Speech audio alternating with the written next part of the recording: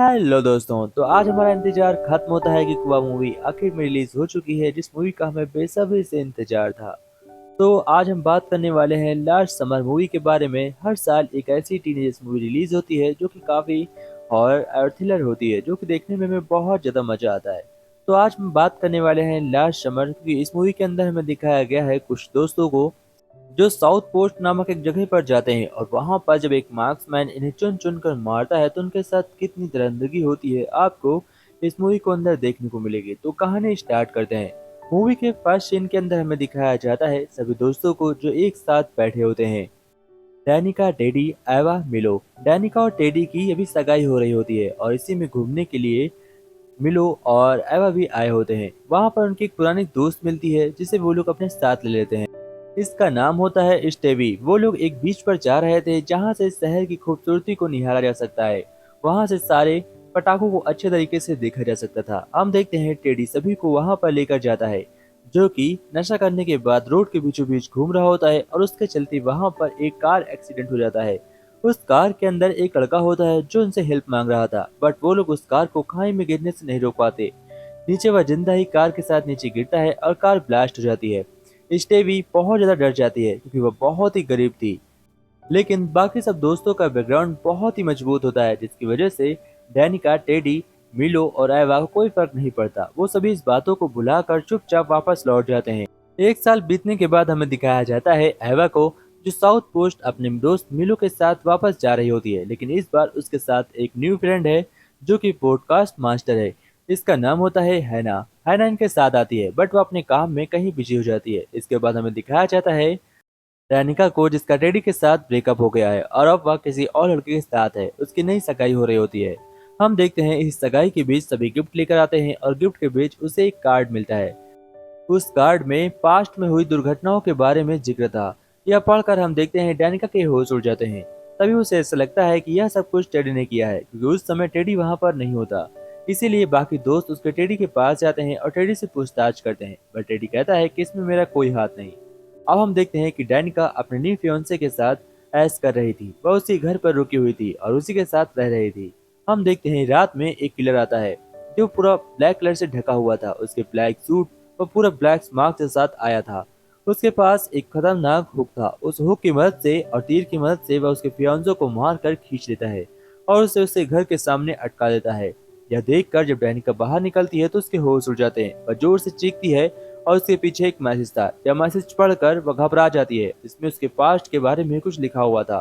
वह घबरा कर कहती है और सभी दोस्तों को बुलाती है कि मुझे बहुत डर लग रहा है, मेरी प्लीज मदद करो। मुझे नहीं पता यह सब कौन कर रहा है। अगर कोई हमारे बारे में पुराना कोई बंदा है जो ऐसा जानता है तो वह हमको नहीं छोड़ेगा, वह हम सभी को मार देगा। क्योंकि साउथ पोस्ट का पुराना रहस्य बहुत ही खतरनाक है। 90s में सेम स्टोरी यहाँ पर ऐसी ही हुई थी, जब एक मार्क्समैन ने आकर वहाँ उस समय तबाही मचा दी थी, और वो लोग आज भी इस बात से काफी खौफ में होते हैं, जिसकी वजह से यह मार्क्समैन इस बातों का फायदा उठाकर आज भी ऐसा ही करना चाह रहा है, ताकि सभी को लगे वह मार्क्समैन लौट आया है और सभी अपनी गलती से सुधर जाएं। इसके बाद कहानी में हमें आगे दिखाया जाता है जब आगा को लगता है कि शायद उसके साथ आई लड़की यानी कि पॉडकास्ट वाली उस मार्क्समैन के बारे में जानकारी ले रही थी, तो उसे ऐसा लगता है शायद यह सब कुछ उसी ने किया होगा। तो वह उसके साथ कुछ टाइम बिताने के लिए जाती है, लेकिन कमाल की बात होती है कि यहाँ पर वह मार्क्समैन आकर उस लड़की के साथ साथ एवा के पीछे पड़ जाता है और उसे भी मारने लगता है। यहाँ पर हम देखते हैं कि एवा तो अपनी जान बचा लेती है, बट वह मार्क्समैन हैना को मार देता है। वह उसे मारकर फांसी दे के लटका देता है। और जैसे ही एवा को बचाते हुए एवी बाहर आती है, एवी और एवा देखते हैं कि ऊपर से वह उसकी बॉडी लटक रही है। वह लोग ये देखकर घबरा जाते हैं और जोर जोर से रोने लगते हैं। इस मौत के बाद पूरे शहर में हंगामा मच जाता है। पूरे शहर वाले घबरा जाते हैं और यहाँ के मेयर को आपस में एक मीटिंग रखनी पड़ती है। हम देखते हैं वह सभी यहाँ पर सिक्योरिटी गार्ड्स को बुलाते हैं, सभी पुलिस वालों को बुलाते हैं, चीफ को बुलाते हैं, और यहाँ पर एक खतरनाक मीटिंग होती है। बट इस मीटिंग में यह फैसला निकल कर आता है कि असल में वो मैक्समैन नहीं है। सभी को ऐसा लगता है वह लड़की पागल थी और उसने खुद सुसाइड की है, बट यह असल था। हम देखते हैं इस बात का पता लगाने के लिए एवा एक पुरानी यानी कि 90s में एक केस हुआ था, और उसमें जो लड़की जिंदा बची थी वह उससे मिलने के लिए जाती है। इसका नाम हेलेन होता है। वह मिस्टर हेलेन से मुलाकात करती है और मिस्टर हेलेन उसे एक एडवाइस देती हैं कि वह किलर तुम लोगों को मारे इससे पहले तुम उसे ढूंढ कर जान से मार दो। अब तुम्हें अपने केस की खुद तहकीकात करनी होगी, तुम्हारी मदद कोई नहीं करेगा। क्योंकि मेरी भी मदद उस समय किसी ने नहीं की थी। यह सुनने के बाद एवा सभी दोस्तों के साथ एक ग्रुप बनाती है और वहां पर उस केस को सुलझाने में लग जाती है। ये लोग सबसे पहले इस केस के सबसे पहले सस्पेक्ट से स्टार्ट करती है और हमें दिखाया जाता है कि उस कार को ये लोग ढूंढते हैं जिस कार में एक्सीडेंट हुआ था। उस कार को ढूंढने के बाद वहां पर उस हत्या किसकी थी, जब उन्हें पता चलता है तो वो लोग उसके मरे हुए डेड बॉडी पर जाते हैं और वहां पर जब उसकी कवर पर देखते हैं तो वहां पर फूल चढ़े होते हैं। यानी कि उस रिपोर्ट में तो यह लिखा था कि वह आदमी अकेला है और उसका कोई भी दोस्त या रिश्तेदार नहीं है, लेकिन उसके कवर पे किसी ने फूल चढ़ाया है। यानी कि कोई तो है जो उसका साथी अभी भी जिंदा है और वही इन सभी के साथ ऐसा कर रहा है। इसलिए ये लोग घबरा जाते हैं। अब उस साथी के बारे में पता लगाने के लिए उसकी सारी डिटेल्स निकालने लगते हैं। लेकिन हम देखते हैं मुर्दा घाट पर ही वह किलर आ जाता है और डानिका के ऊपर अटैक कर देता है। मिलो उससे अपनी जान बचाकर भागता है, लेकिन हम देखते हैं डैनिका को बहुत चोट लग जाती है। आखिर में मिलो डैनिका के साथ यहाँ से निकल जाता है और यहाँ से आने के बाद वह सुरक्षित सबसे पहले टेडी के घर जाता है, क्योंकि सबसे बड़ा घर टेडी का ही था और उसके पास बहुत सारा पैसा था, इसलिए वह इन्हें प्रोटेक्ट कर सकता था। अब हम देखते हैं टेडी सभी की सुरक्षा करने के लिए सभी से कहता है कि हमें दो दो के एक साथ रहना होगा, यानी कि कोई भी आज रात अकेले नहीं सोएगा। एक कमरे में एवा और उसके साथ मिलो होता है, दूसरे में डैडी और डैनिका होती है और एवी अपने बॉस के घर चली जाती है, जहां पर वो अपने आप को सुरक्षित महसूस करती है। इसके बाद कहानी हमें आगे बढ़ती हुई दिखाई जाती है। हम देखते हैं मिलो रात में बात करते हुए बाहर निकलता है और जब मिलो अपनी कार में बैठकर बात कर रहा होता है तभी पीछे से वह मार्क्समैन आता है और उसकी गर्दन में रस्सी पकड़कर कसे खींच देता है, जिसकी वजह से मिलो की डेथ हो जाती है। और यह बात किसी को नहीं पता चलती कि मिलो मर चुका है। वह उसकी डेड बॉडी को कार के अंदर रखकर कार को कहीं जाकर पार्क कर देता है।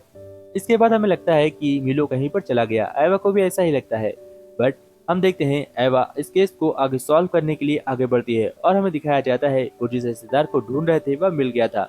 वह दरअसल एक चर्च में फादर था। वह उसके घर जाते हैं और वहां पर कुछ पूछताछ करते हैं। उसके बाद उन्हें वहां पर कुछ सबूत मिलते हैं, बट वह उन सबूतों को गौर नहीं करते और वहां से लौट आते हैं। इसके बाद हमें दिखाया जाता है, हम देखते हैं टेडी को जो जिम गया होता है और वहां पर वो वेट कर रहा होता है उस किलर का, जो कि एकदम तैयार था। और तभी वह किलर उसके सामने आता है और वह उसके ऊपर अटैक कर देता है, बट किसी को नहीं पता था कि टेडी उसका सामना नहीं कर पाएगा। दूसरी तरफ हम देखते हैं स्टीव को, यानी कि स्टीव के साथ उसका बॉस भी मिला हुआ था और यह बात इसलिए थी क्योंकि स्टीव अपने बॉस के साथ काम करती थी और उसे अपने सभी दोस्तों से बदला लेना था। दरअसल इसलिए क्योंकि किसी ने उसकी मदद नहीं करी थी और वह उन मदद के बदले उनकी जान से चुकाना चाहती है। इसके बाद हम देखते हैं वह अपने बॉस के साथ मिलकर एक और प्लान बनाती है जिसमें कि वह सभी दोस्तों को जान से मार देगी। वो पहले तो एवा को छोड़ना चाहती थी, बट वह अब एवा को भी जान से मारना चाहती है। हम देखते हैं टैडी को जान से मारते हैं और उसके डैड उसे बचाने आते हैं। वह कातिल उनके डैड को भी मार देता है। एवी और उसके डैड के मरने के बाद पूरे शहर में इस तरह से हंगामा मचता है क्योंकि वह इस शहर के सबसे अमीर खानदान के व्यक्ति थे, जिसके मरने पर पूरे शहर में हंगामा मच जाता है। अब सभी पुलिस वाले इस कातिल को ढूंढने के लिए पूरे शहर को नाकाबंदी में बंद कर देते हैं और हर जगह पर कोई गार्ड्स तैनात कर देते हैं, जिसके चलते हम देखते हैं कोई भी शहर से आ जा नहीं सकता था। और साथ ही हम देखते हैं कि डैनिका और एवा दोनों उस बोट में जाते हैं और बोट से इस शहर को छोड़कर जाने वाले थे, पर उनके बोट में स्टीव भी थी। और तभी हम देखते हैं कि स्टीव उनको ऊपर अटैक कर देती है और वह कहती है इससे अच्छा मौका मुझे दोबारा नहीं मिलेगा। तब डायना को पता चलता है, यानी कि एवा और डैनिका को पता चलता है कि स्टीव ही वह किलर है। वो लोग स्टीव का सामना करते हैं, लेकिन तभी वहां पर उनका बॉस आता है और वह अपनी नकली गन से यानी कि स्टीव को शूट करता है और उसे बोट से नीचे फेंक देता है। सभी को लगता है कि स्टीव मर गई है, बट वो अभी भी जिंदा होती है। साथ ही उसका बॉस यानी कि स्टीव का बॉस सभी को अपने साथ ले आता है अपने क्लब, और यहाँ पर हम देखते हैं कि इस बार के अंदर वह इस एवा के ऊपर अटैक कर देता है। बट कमाल की बात होती है कि 90s में जो लड़की बची थी उसे अपने बॉयफ्रेंड के बारे में सब कुछ पता चल जाता है और उसे उसकी सच्चाई पता करने पर जैसे उसे लगता है कि उसके बॉयफ्रेंड ने ही सभी को मारा है, वह फौरन उसे बचाने के लिए एवा को बचाने के लिए वहां पर आ जाती है, जिसका नाम मिस्टर हेलन है। मिस्टर हेलन फौरन उस आदमी का सामना करती हैं और उसे अपनी बातों में उलझाती हैं। पीछे से एवा एक तीर धनुष उठाती है और उस धनुष से उसे मार देती है। इसके बाद हम देखते हैं वह बुरे आदमी बुरी तरीके से मारा जाता है। एवा बच जाती है और डानिका को हम देखते हैं जो समुद्र में उसकी बॉडी किनारे आती है, उसके अंदर जान अभी भी थी और वो भी सही सलामत बच जाती है, बट दोनों बहुत ज्यादा चोट से घायल थी। उसके बाद हमें दिखाया जाता है वो फैसला करती हैं कि वह स्टीव को नहीं छोड़ेंगी और स्टीव को मारने के लिए वो लोग प्लान बनाती हैं और इसी हैप्पी एंडिंग के साथ ये स्टोरी एंड होती है। तो दोस्तों कैसी लगी स्टोरी कमेंट में बताइएगा।